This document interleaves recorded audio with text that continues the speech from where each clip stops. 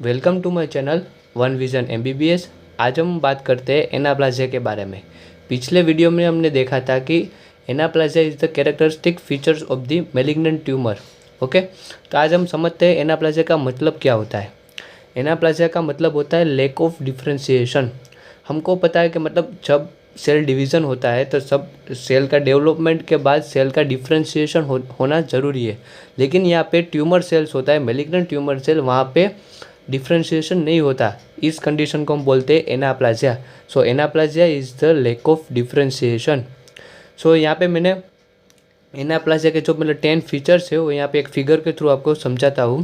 देखें तो यहाँ पे जो है नॉर्मल मतलब जो सेल्स है उसके मतलब क्या फीचर्स होते हैं और एनाप्लास्टिक सेल्स है उसमें क्या डिफरेंस होता है वो मैंने यहाँ पे समझा है। और हमको पता है कि नॉर्मल और बिनाइन ट्यूमर का मतलब मोस्ट ऑफ फीचर्स सेम होते हैं और मैलिग्नेंट ट्यूमर का फीचर्स वो अलग होते हैं। ओके, तो यहाँ पे फर्स्ट पॉइंट हम समझते हैं बेसल पोलैरिटी। और एनाप्लास्टिक फीचर्स मतलब एनाप्लाज़िया में फर्स्ट फीचर्स होता है loss of basal polarity. Okay, तो पहले हम समझते हैं बेसल पोलैरिटी का मतलब क्या होता है। ओके, तो बेसल पोलैरिटी का मतलब होता है कि नॉर्मली जो यहाँ पे न्यूक्लिया है वो मतलब जो बेसमेंट मेम्ब्रेन है उसके टुवर्ड्स होते हैं, मतलब nuclei is oriented towards the basement membrane. Okay, यहाँ पे जो मतलब नॉर्मल सेल्स और बिनाइन मतलब ट्यूमर के जो सेल्स होते हैं एपिथेलियल सेल उसमें ये फीचर्स देखने को मिलता है, लेकिन एनाप्लाज़िया में ये फीचर्स लॉस हो जाता है। मतलब दिस कंडीशन को बोलते हैं हम loss of basal polarity. Means यहाँ पे जो मतलब न्यूक्लियस होता है वो बेसमेंट मेम्ब्रेन से मतलब दूर होता है, which lies away from the basement membrane, उसे हम कहते हैं loss of basal polarity. Okay, तो यहाँ पे फर्स्ट फीचर्स आएगा एनाप्लाज़िया में लॉस ऑफ बेसल पोलैरिटी। देखिए तो यहाँ पे जो न्यूक्लियस है वो बेसमेंट मेम्ब्रेन से दूर है और यहाँ पे जो न्यूक्लियस है वो बेसमेंट मेम्ब्रेन की तरफ और basement towards the basement membrane है। ओके, तो ये हो गया फर्स्ट फीचर्स। दूसरा फीचर्स हम समझते हैं प्लियोमॉर्फिज्म। सो प्लियोमॉर्फिज्म का मतलब क्या होता है। Pleomorphism means there is a variation in size and shape of tumour cells. देखिए तो यहाँ पे जो मतलब एपिथेलियल सेल है तो देखिए तो यहाँ पे सभी सेल का मतलब साइज एंड शेप सेम है, और यहाँ पे जो मतलब एनाप्लास्टिक सेल्स होते हैं देखिए यहाँ पे साइज एंड शेप में अलग अलग होते हैं। और मोस्टली हमें पता है कि मैलिग्नेंट ट्यूमर में जो मतलब सेल का साइज़ है वो बढ़ जाता है, और नॉर्मली कुछ सेल्स होते हैं मैलिग्नेंट जिसमें सेल का साइज़ कम भी हो जाता है। देखिए तो यहाँ पे जो मैलिग्नेंट ट्यूमर्स है उसका साइज़ यहाँ पे लार्ज है, और मतलब कुछ स्मॉल सेल भी होते हैं। देखिए तो दूसरा फीचर्स आएगा प्लियोमॉर्फिज्म। ओके, तो फर्स्ट हो गया लॉस ऑफ बेसल पोलैरिटी, दूसरा आएगा प्लियोमॉर्फिज्म। यहाँ पे तीसरा आएगा NC ratio. What is mean by NC ratio. NC ratio का मतलब होता है न्यूक्लियर साइटोप्लाज्मिक रेशियो।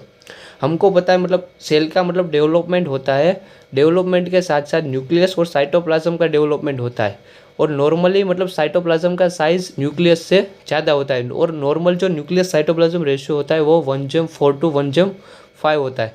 लेकिन यहाँ पे जो एनाप्लास्टिक कंडीशन और एनाप्लास्टिक ट्यूमर सेल्स है उसमें ये न्यूक्लियस साइटोप्लाज्मिक रेशियो हाई हो जाता है।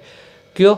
देखिए क्योंकि यहाँ पे जो न्यूक्लियस का साइज़ है वो बड़ा होता है। देखिए तो यहाँ पे जो देखिए तो न्यूक्लियस का साइज़ नॉर्मल होता है और यहाँ पे साइटोप्लाज्म का साइज़ ज़्यादा होता है, तो यहाँ पे न्यूक्लियस साइटोप्लाज्मिक रेशियो लो आएगा।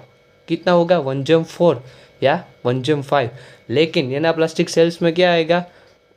हाई होगा, क्योंकि यहाँ पे जो न्यूक्लियस है उसका साइज़ बढ़ जाएगा, इसलिए यहाँ पे जो न्यूक्लियस साइटोप्लाज्मिक रेशियो आएगा वो 1:1 आएगा। ओके, तो ये हो गया तीसरा फीचर्स। फोर्थ फीचर आएगा anisonucleosis. What is mean by anisonucleosis. Anisonucleosis का मतलब होता है मतलब प्लियोमॉर्फिज्म की तरह ही होता है, there is a variation in size and shape of nucleus. देख ले प्लियोमॉर्फिज्म में मैंने बताया था मतलब ट्यूमर सेल से उसमें ट्यूमर सेल का साइज एंड शेप में वेरिएशन होता है, और यहाँ पे एनाइसोन्यूक्लियोसिस में साइज एंड शेप में वेरिएशन कौन सा आएगा? न्यूक्लियस का वेरिएशन होगा साइज एंड शेप में। ओके, देखिए तो यहाँ पे न्यूक्लियस लार्जर है, यहाँ पे स्मॉल है, यहाँ पे लार्जर है, देखिए यहाँ पे स्मॉल है, मतलब देयर इज़ अ वेरिएशन होता है यहाँ पे न्यूक्लियस में, उसे हम कहते हैं एनाइसोन्यूक्लियोसिस।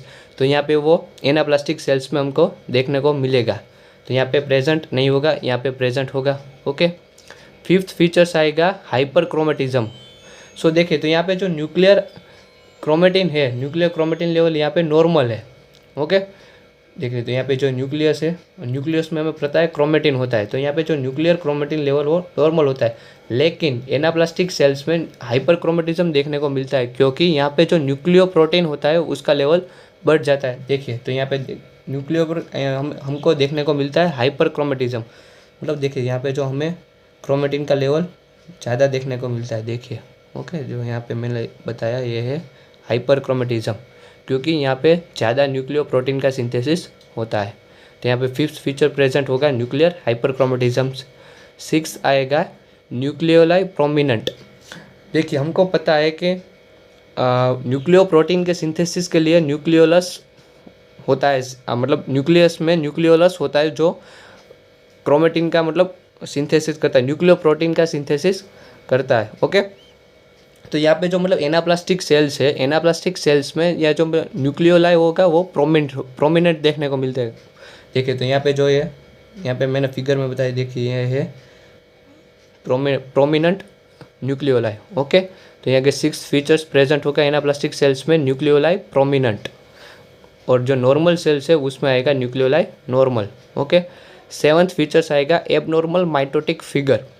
देखिए तो हमको पता है सेल डिवीज़न में माइटोसिस होता है, और मतलब जो मेलिग्नेंट ट्यूमर होता है, मतलब मेलिग्नेंट ट्यूमर में जो माइटोसिस है वो ऑलवेज लार्जर नंबर में होता है, और यहाँ पे जो माइटोसिस होता है वो नॉर्मल नहीं होता। मतलब हमें पता है कि हीमोपोएटिक स्टेम सेल्स है बोन मेरो में, वहाँ पे जो माइटोसिस होता है वो नॉर्मल होता है, लेकिन यहाँ पे जो मतलब एनाप्लास्टिक सेल्स में जो माइटोसिस होता है वो एब नॉर्मल होता है, और which is identify as a मतलब ट्राईपोलर, क्वाड्रीपोलर, मल्टीपोलर। देखिए तो यहाँ पे मैंने बताया एब नॉर्मल माइटोटिक फिगर। देखिए तो ये आएगा 7th फीचर्स। 8 फीचर्स आएगा ट्यूमर जायंट सेल्स। देखिए नॉर्मल कंडीशन और बिनाइन ट्यूमर में मतलब जायंट सेल देखने को हमें नहीं मिलता, लेकिन मेलिग्नेंट ट्यूमर्स और एनाप्लास्टिक सेल्स में हमें देखने को मिलता है ट्यूमर जायंट सेल।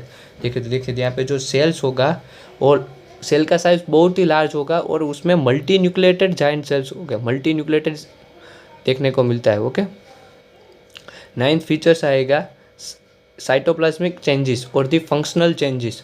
देखिए तो यहाँ पे जो मतलब सेल्स है उसमें साइटोप्लाज्म है वो नॉर्मल है, लेकिन एनाप्लास्टिक सेल्स में जो साइटोप्लाज्म होता है वो मतलब एब नॉर्मल होता है, उसमें क्वांटिटेटिव और क्वालिटेटिव चेंजेस देखने को मिलते हैं। क्वांटिटेटिव चेंजेस मतलब उसमें कोई सब्सटेंस का लेवल बढ़ जाएगा और कई सब्सटेंस का लेवल कम हो जाएगा। यहाँ पे लिखा है इंक्रीज म्यूसिन लेवल। देखिए तो यहाँ पे जो इस सेल्स में म्यूसिन का लेवल साइटोप्लाज्म में बढ़ गया। देखिए तो मैं यहाँ पे मैं आपको एक एग्जांपल समझाता हूँ कि मल्टीपल माइलोमा। देखिए तो मल्टीपल माइलोमा क्या होता है? मल्टीपल माइलोमा मतलब बी सेल का एक ट्यूमर है, मेलिग्नेंट ट्यूमर। उसमें क्या होता है कि मतलब एब नॉर्मल इम्यूनोग्लोबिन्स का लेवल बढ़ जाता है, एब नॉर्मल इम्यूनोग्लोबिन्स का लेवल बढ़ जाता है। वो क्या हुआ? क्वांटिटेटिव और क्वालिटेटिव, मतलब एब नॉर्मल जो इम्यूनोग्लोबिन्स है वो लार्ज नंबर में प्रेजेंट होते हैं। देखिए तो ये हो गया फंक्शनल चेंज और साइटोप्लाज्मिक चेंजेस। और 10th फीचर्स आएगा क्रोमोसोमल एबनॉर्मलिटीज़। क्रोमोसोमल एबनॉर्मलिटीज़ मैं आपको एक एग्जांपल समझाता हूँ। CML मतलब क्रोनिक माइलोइड ल्यूकेमिया। उसमें क्या होता है कि मतलब ट्रांसलोकेशन होता है क्रोमोसोम नंबर 9 से क्रोमोसोम नंबर 22 पर। ओके, तो उसे हम कहते हैं फिलाडेल्फिया क्रोमोसोम। देखिए तो CML में हमें देखने को मिलता है फिलाडेल्फिया क्रोमोसोम। तो यहाँ पे वो हो गया क्रोमोसोमल एबनॉर्मलिटी, और यहाँ पे बताए और एबनॉर्मलिटी होती है DNA एन्यूप्लॉइडी। Okay, aneuploidy. तो ये हो गए 10 फीचर्स ऑफ एनाप्लास्टिक सेल्स। तो एनाप्लास्टिक सेल्स में 10 फीचर्स क्या आएंगे? Loss of basal polarity, pleomorphism, nuclear cytoplasmic ratio is high, anisonucleosis, hyperchromatism, nucleoli prominent, abnormal mitotic figure, multinucleated giant cells, increase mucin level और DNA aneuploidy. Okay, और chromosomal abnormalities. देखिए तो यहाँ पे मैंने एक चार्ट बनाया है। देखिए तो यहाँ पे आपको फिर से रिवाइज कर देता हूँ कि एनाप्लासिया मतलब लेक ऑफ डिफ्रेंशिएशन। तो फर्स्ट पॉइंट आएगा लॉस ऑफ बेसल पोलैरिटी।